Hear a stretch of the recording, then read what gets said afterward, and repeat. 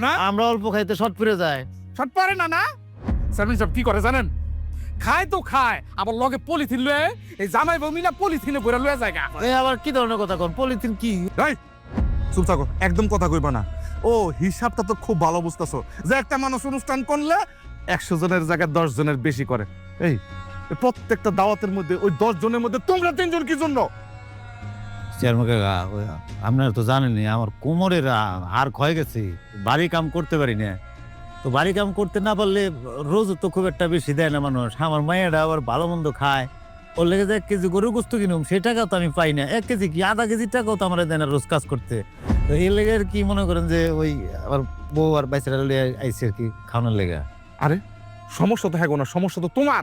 আর তুমি যত টাকা ইনকাম করো ওই টাকার মধ্যে তাদেরকে গুড়া মাছ শাকসবজি যা পারো তাই খাও। তুমি কি করো? যেহানি অনুষ্ঠান দাও, দাওয়াত ছাড়াই সুন্দর বউ বাচ্চা লয়ে যাওগা। কারণটা